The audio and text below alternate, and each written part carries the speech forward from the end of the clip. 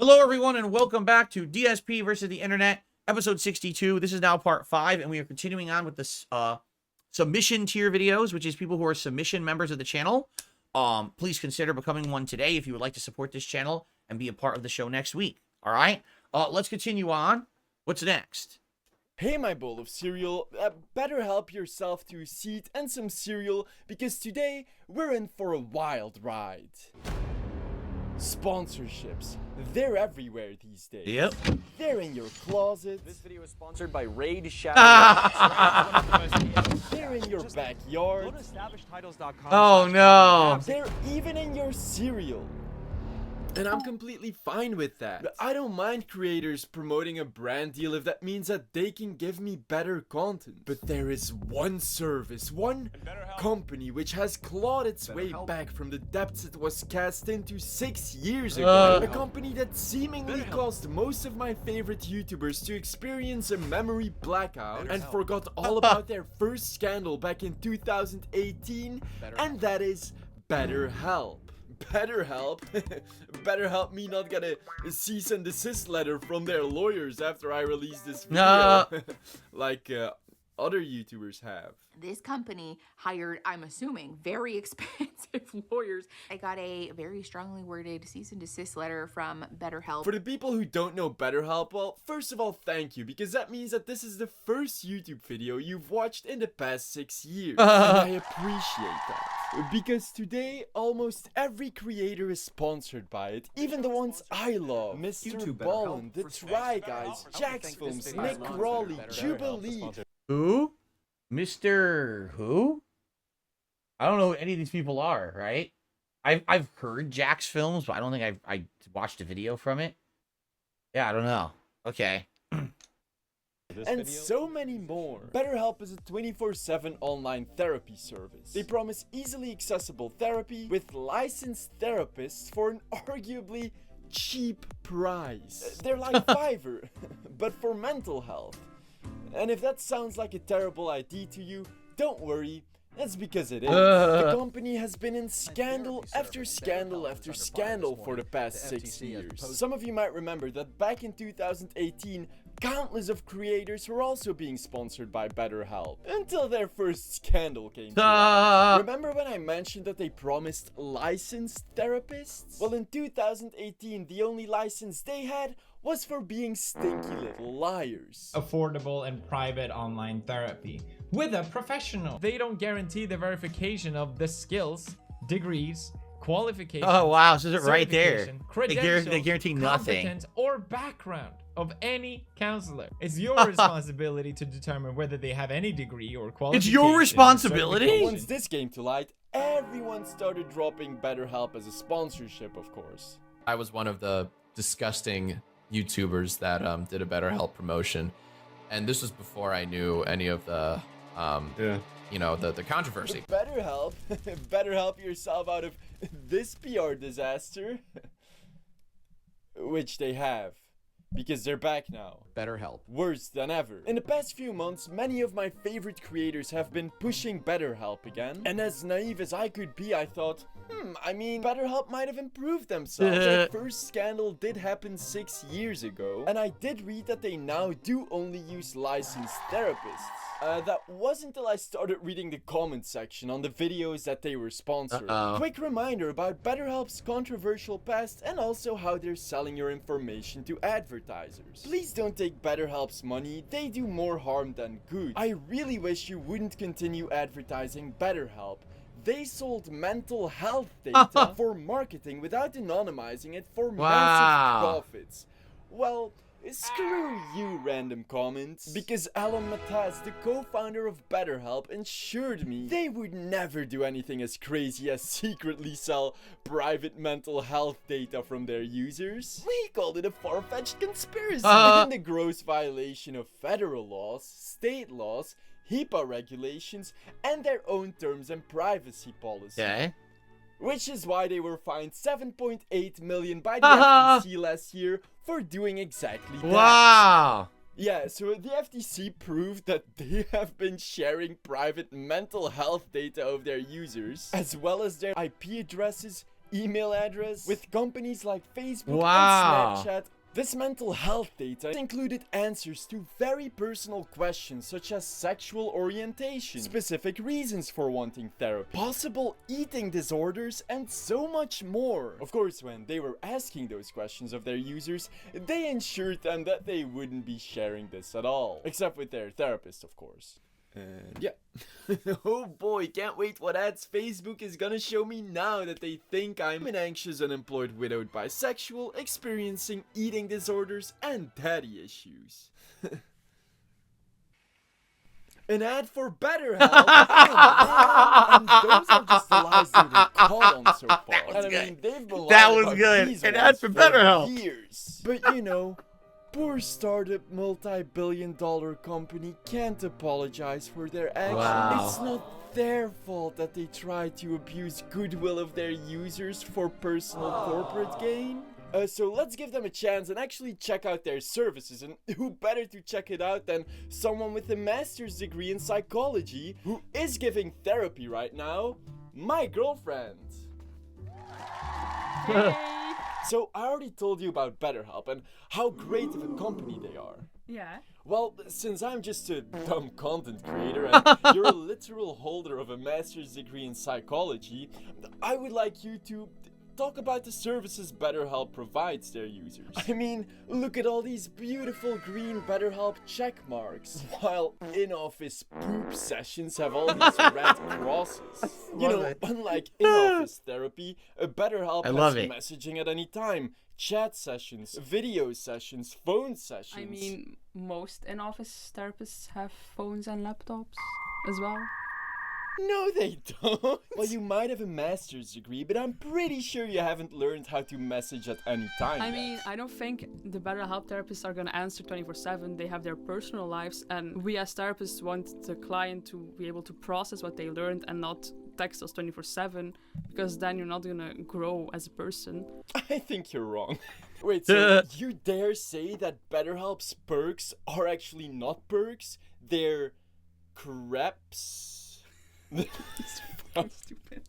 I mean, you guys don't have easy to switch providers. Fuck does that even mean? I heard they're talking about switching telecom providers, but I'm pretty sure they're referring to easily being able to switch therapists. I mean, in-office therapists can be changed. No! We all know you're assigned an in-office therapist at birth and you can't change it for the rest of your life. Yeah. Jokes aside, my in-office therapist had basically all of these services. I mean, I could text her whenever, I could mail her. When I had to move abroad to Sweden, we just did video call therapy for 4 months. So this deceitful chart should actually look like this. Okay, so can you guess how much they dare ask for this? It's supposed to be cheaper than in-office therapy, right? So $120. $300! What? I'm sorry. Per session? More specifically, $260 to $360 Oh, it's a monthly. a month, depending on location, preferences, and therapist availability. Do you know how much I paid for my 2 60-minute sessions for in-office therapy a month? $130. $130. Like, who the fuck is this service even for? You know what? We shouldn't be judging the BetterHelp platform without having tried it. So they're gonna try it. Of course, it's gonna suck. All I have to say, I mean, first of all, I like this guy. His delivery, even with the heavy accent, his delivery and his humor is great. But I'll say this. Sadly, this has become the standard on YouTube that these YouTubers do not vet who they take sponsorship opportunities from. They just take the bag of money. They don't really care about the end results of them promoting anything. They just take the bag of money. I mean, it's the same thing that I say with these gamers, I'll say it like that, who accept an early copy of a game and they have an exclusivity agreement with the game publisher. They cannot review the game until a certain date. So they can play it, they can do early impressions that are positive, they can stream it, but they can't criticize it because there's a review embargo. So you're a paid advertiser. You're hurting the gaming community at large because all you're doing is taking payment to promote something without regard of the truth of if it's good or not, just to make money for yourself. Yes, these sponsorships are just that. These YouTubers are not vetting anything whatsoever. They just take the bag and here we go. Here's my ad for it or whatever. Do you really think that any YouTuber who takes the paid promotion actually knows the quality of the service. I've seen tons of YouTubers advertise the food delivery services, right? The meal, oh, give us a meal plan and we'll deliver meals to your house. Do you know if the quality of the food is any good? Do you know if the value's there? Or are you just taking a paycheck for this product because you want to make money today, right? It's sick. I think it's fucked up. If you're going to advertise anything, you should stand behind it. Do you think all the YouTubers are actually using BetterHelp and that's why that they're advertising it? Or are they getting paid tons of money to do so and they don't give a shit, right? It's just fucked up. That YouTube is a fucked up ecosystem. Yeah, I've said it before and I'll say it again. You can judge for yourself what you want to do, but man, I would have a hard time being an avid fan or follower of someone who advertises a product in their video and does not actually use the product. You can tell they don't. You can tell that it's just for money because that person does not care about you or your view or anything besides money. That's why they took that sponsorship. So I don't care if their content is entertaining. Don't support those people who are doing that shit. If you see these giant ad campaigns on YouTube, anyone who has BetterHelp, well, we just saw the evidence that it's all a fucking scam. It's trash that, you know, you should never be used, correct?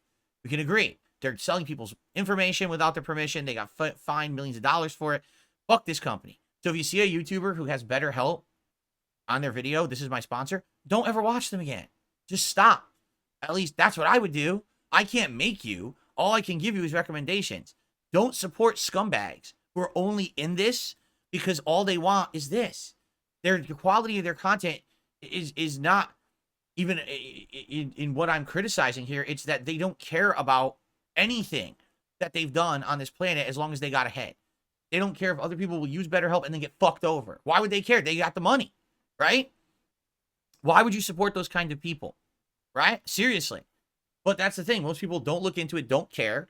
They just go ahead and do whatever. Oh, I saw my funny video today, sponsored by BetterHelp. Well, you know, go for it. I can't stop you, but that will just continue this vicious cycle of people getting harmed and scammed and screwed over because they're ignorant.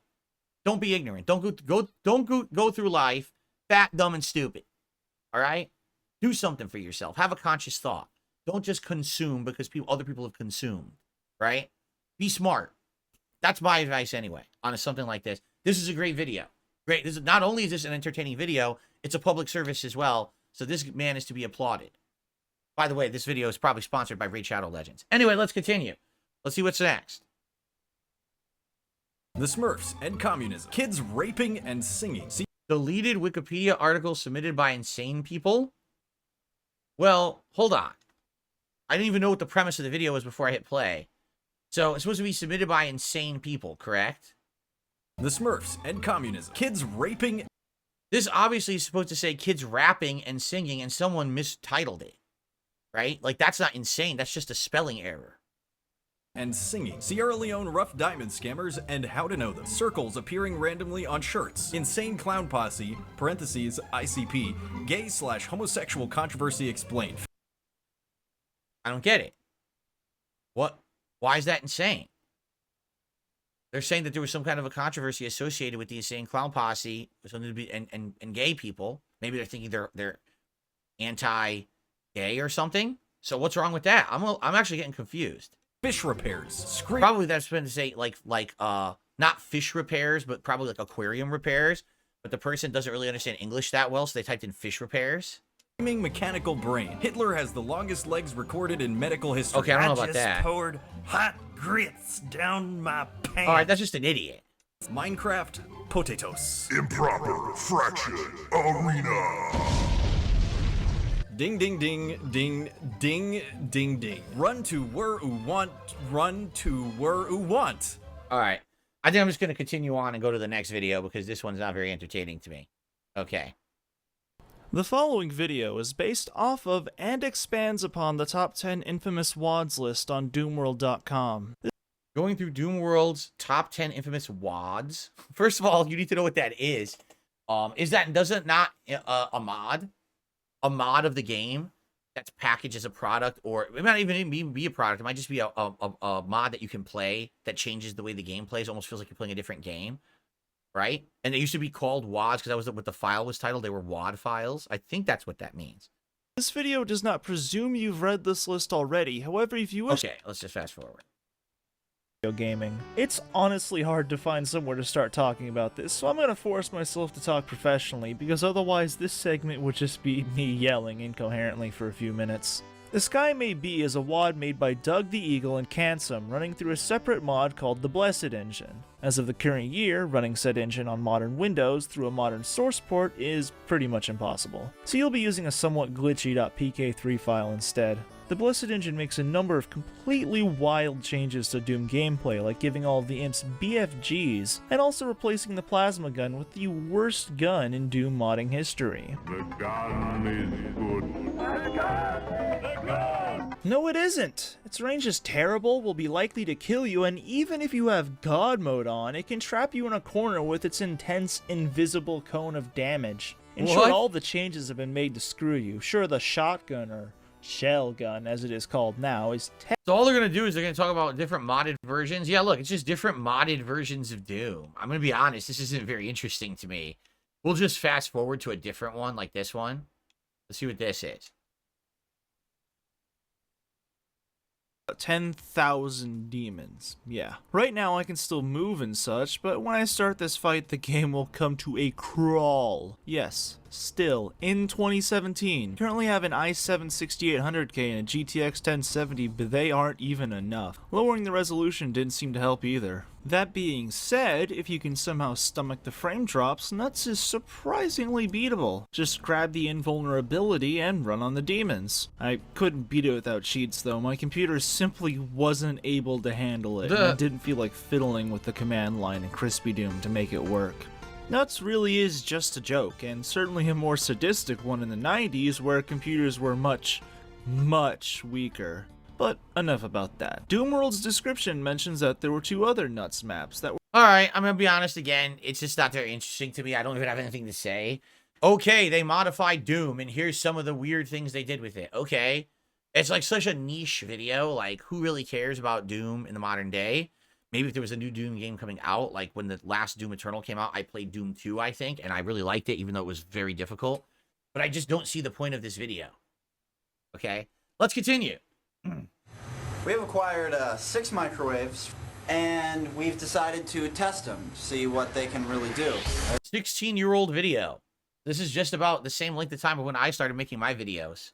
Okay. Ready for this? Let's do it. I wonder how long it takes to microwave. 2 minutes? Ventilation is key. Oh, jeez. Safety is #1 concern. Yeah, I think around fire. No one likes fried junk. Bad idea? Possibly. Stop it, stop it. Is it a good idea to microwave this?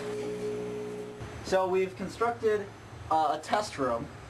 Behind this tinfoil shield, hopefully we won't get our balls scorched, and we'll eventually be able to have children.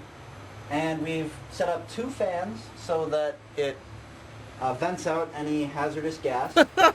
And so we have a remote guiding arm, and we have our microwave, and we have the fans, and hopefully it will glow miraculous colors. Okay, microwave, in goes the light bulb. It's a really dirty microwave. Alright, very dirty microwave here. Light bulb in microwave. Alright, exhibit A, alright, closing the door. Okay, we're gonna set it to like 2 minutes. Okay, so now I guess we'll just step back. Oh my god. What a bunch of idiots. In case things go wrong and I have to... They really have no idea what will happen, right? They just don't know. Yes. As you can see, I will only lose my eyes. Yes. If things go wrong. Alright. Okay, ready? Doing it. Ooh. Ah. This is exciting.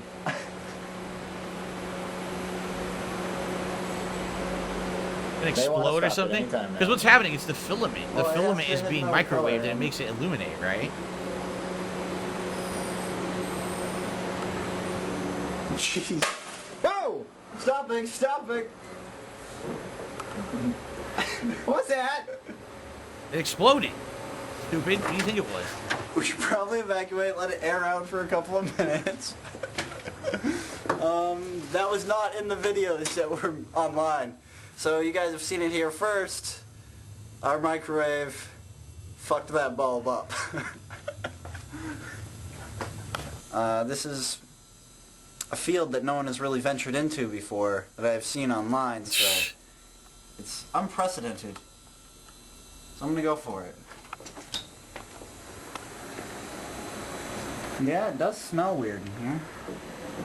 But it kind of smells like someone burnt ramen, so...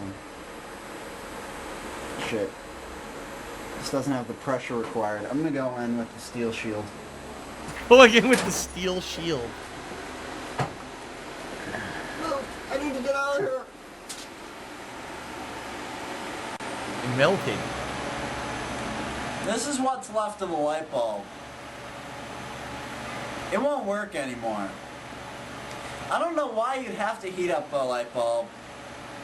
I know why you'd want to heat up a light bulb, because it's a really cool light show, but I don't see why you need to. Because this won't work anymore.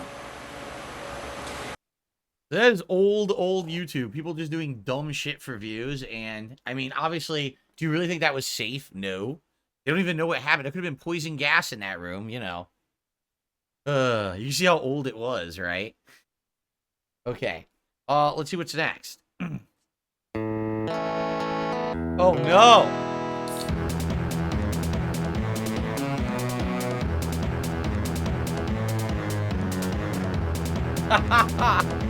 This is a pretty cool homage to King of the Hill.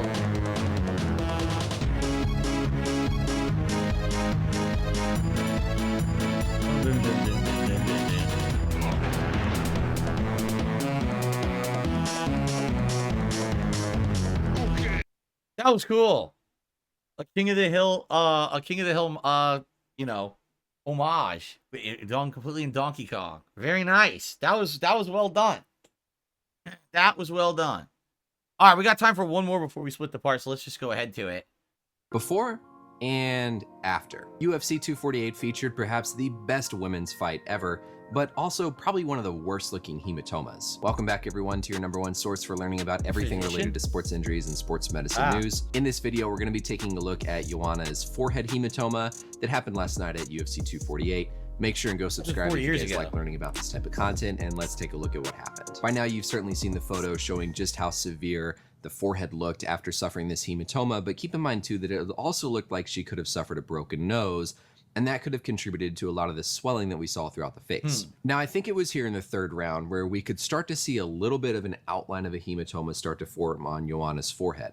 This was actually before the big punch where Joe Rogan said, oh, that's where it happened. Ouch. It looked like it had developed during that third round before it finally got to the point where we could see a much more clear outline here as she went back to her corner. Now, the first time we saw this back in her corner, it looks like they're applying just a mainly compression and not necessarily using the inswell like we saw later on, but she's able to go back out, and then really in the fourth round was when it really kind of took off and got much more severe. This was the specific punch that she took to the forehead where Rogan commentated, oh, that's where the hematoma occurred. But again, it looked like it had been there beforehand, and this just made it likely worse. The punch, though, that I think made this really, really get bad was this one here in the fourth round, where you can see a punch gets landed directly right in the middle of that hematoma. Oh my and you God. can even see in slow motion, like the fluid that's in that hematoma kind of ripple and spread out. Obviously, then at the end of the fight, we saw how it looked, and I heard this morning that she had been released from the hospital with no major injuries. So why does this happen on the forehead? Why does this get to look like such a severe, nasty hematoma? We have to think all about the anatomy around the forehead, particularly the blood vessels and how thin the skin by the forehead is. It's the perfect storm for excessive bleeding, like we see with a lot of UFC fighters, as well as excessive swelling. We have this dense population of blood vessels